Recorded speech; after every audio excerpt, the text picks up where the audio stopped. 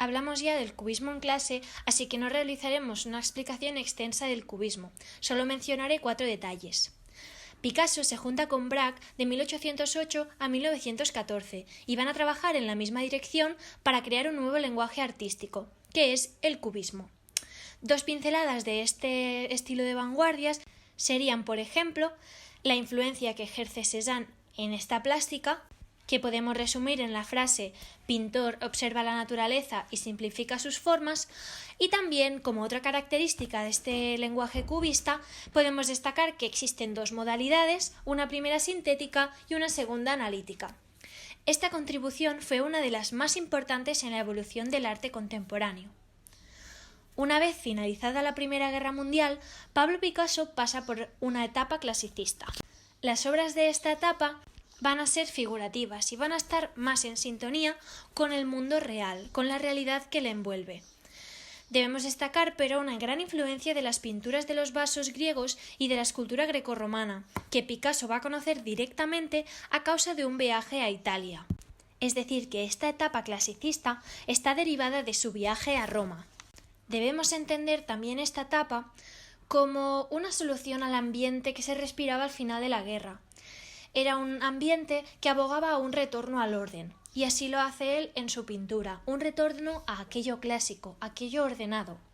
Es así como en su pintura se recupera la forma, el modelado, creando unas figuras pesadas y voluminosas, con un gran interés por las composiciones sólidas y la geometría.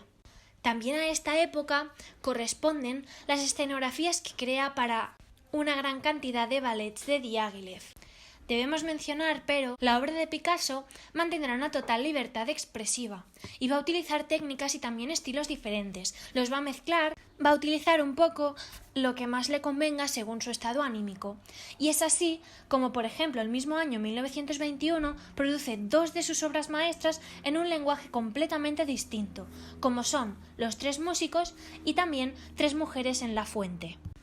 Los 3 músicos, como podemos observar, forma parte del cubismo sintético y, de hecho, es una de las piezas culminantes de este. En la obra se resumen todos los hallazgos hechos por Picasso en este lenguaje. Por otro lado, 3 mujeres en la fuente está inspirado claramente en las formas de la antigüedad clásica, desarrollando un volumen de gran potencia y colosalidad, como observamos en la volumetría de estas 3 mujeres, y confiere a los ropajes de estas una solidez de parecido efecto al que produce la arquitectura romana. En los años siguientes, Picasso continuará por este doble camino, pero lo va a renovar.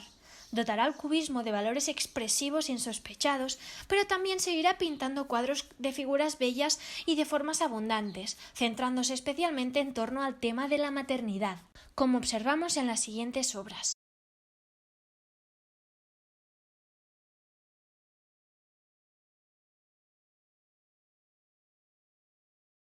Hacia 1925, Picasso se verá influido por una corriente artística paralela, que es el surrealismo. Va a conocer a André Breton y va a participar en algunas de sus exposiciones, aunque nunca se va a integrar en el movimiento.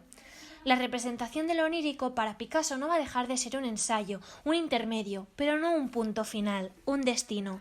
Él querrá seguir explorando, seguir experimentando con este lenguaje artístico. En este periodo surrealista creará obras como, por ejemplo, La danza. En ella observamos una aproximación al mundo de la liberación de este subconsciente que tan importante era para los surrealistas. Este subconsciente que era el lugar donde se encontraba el conocimiento más profundo de la persona. La danza anuncia la ruptura con la estabilidad monumental del arte clásico de este periodo anterior y la aparición de una nueva forma de pintar, mucho más convulsa, en la que parece liberar las pasiones del artista. ¿Por qué se debe este cambio? Realmente por una multitud de razones. Picasso tiene problemas en su vida privada, también este es el momento en que se acaba el optimismo que caracteriza los años siguientes a la Primera Guerra Mundial. No olvidemos que Picasso siempre hará una pintura que es reflejo de su estado vital, de su estado anímico, razón por la cual es la obra tan complicada de datar, de colocar en pequeñas cajitas identificables con los estilos. Ya hemos ido comentando que según su estado anímico cogerá una estética, una plástica u otra. Su obra, en este periodo surrealista, se caracteriza por la aparición de imágenes que emergen del subconsciente, imágenes arquetípicas vinculadas al símbolo. A principios de la década de 1930, Picasso empieza a crear obras con un alto contenido expresivo y cargadas de tensión emocional. Estas obras muestran un gran sentimiento de angustia que ha sido interpretado como presagio del desastre de la Guerra Civil Española.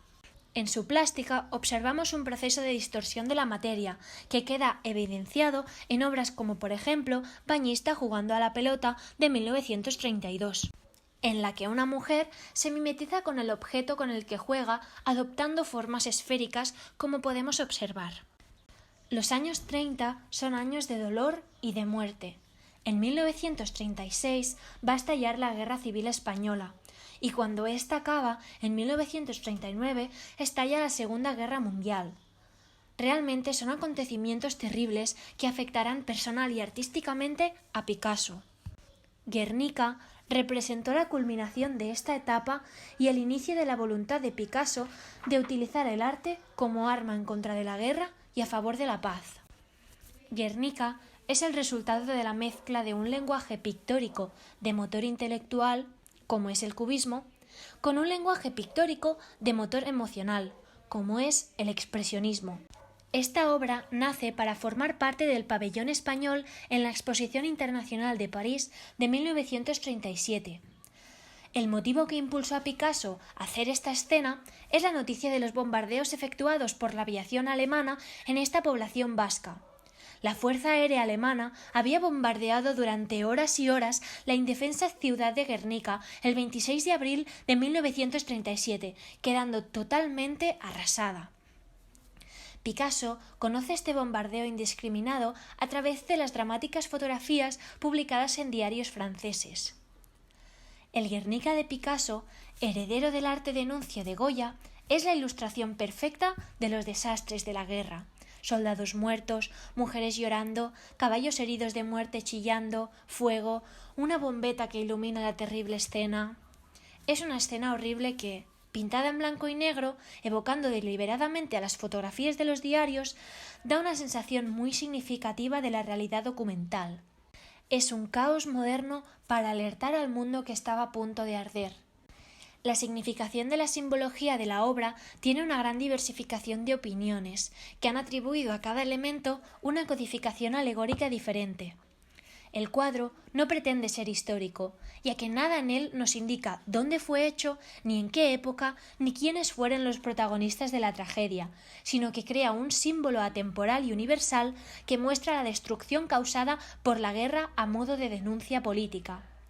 Picasso, más allá de representar un bombardeo, realiza un cuadro que trasciende España, trasciende la guerra, mostrando el dolor del mundo a medida humana. Terminada la Guerra Civil e iniciada la Segunda Guerra Mundial, la pintura de Picasso seguirá esta línea desgarrada y cruel, con colores fríos que dan una sensación de amenaza y malestar. Picasso sigue haciendo una pintura absolutamente personal y alejada de los modelos preponderantes. Durante la Segunda Guerra Mundial, Picasso vivirá encerrado en su estudio sin parar de trabajar.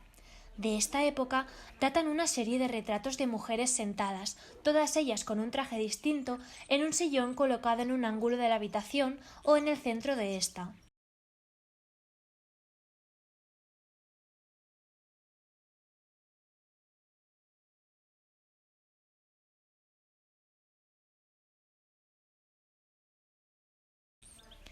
Aun así, la crueldad de la guerra sigue pidiendo a Picasso símbolos de sufrimiento, y es así como hará obras como Gato y pájaro, donde el vientre del ave es desgarrado por la poderosa dentadura y las zarpas del gato. Otra obra es Cráneo de buey. Paralelamente, en este periodo, Picasso seguirá trabajando intensamente en su obra escultórica. En 1945, con el final de la guerra, Picasso va a entrar en una fase de decantación lírica. Y aunque ocasionalmente va a recuperar el expresionismo, la constante lírica se va a mantener, con mayor o menor énfasis hasta su muerte en 1973. Va a llenar sus telas con balcones abiertos al azul del Mediterráneo, con palomas o con temas pastorales, como por ejemplo los pichones. La recuperación ocasional del expresionismo se manifiesta en los años 50 con motivo de sus obras sobre la Guerra de Corea, donde vemos una gran relación con la obra El 3 de mayo de Goya. Tras la guerra, también encontramos en Picasso un interés cada vez mayor por el estudio de obras clásicas de la historia de la pintura europea. Analiza estas pinturas y las recrea desde puntos de vista que solo pueden ser clasificados de picasianos. Es así como realiza 58 óleos dedicados al cuadro de las Meninas de Velázquez.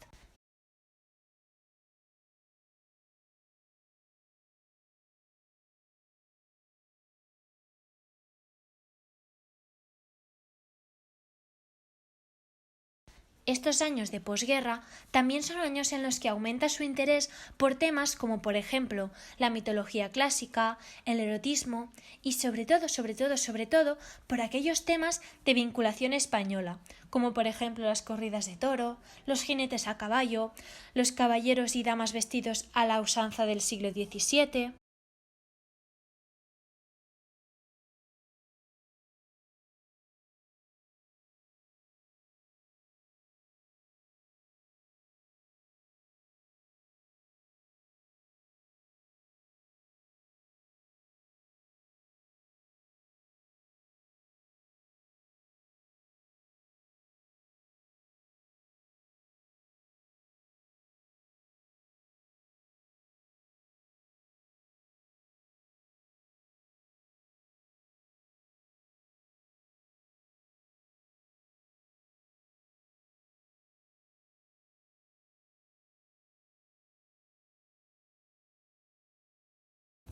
Por otro lado, la escultura seguirá siendo uno de los medios expresivos preferidos del artista, y encontramos un ejemplo en El hombre del Cordero. Sin embargo, descubrirán nuevos lenguajes como la cerámica y el grabado, que aumentarán más, si cabe, las posibilidades expresivas de Picasso. En estos años es ya imposible establecer períodos o épocas en la evolución de su obra. Ya era prácticamente imposible anteriormente, pero en estos últimos años esta problemática se agravia. Picasso alcanza una libertad expresiva sin límites.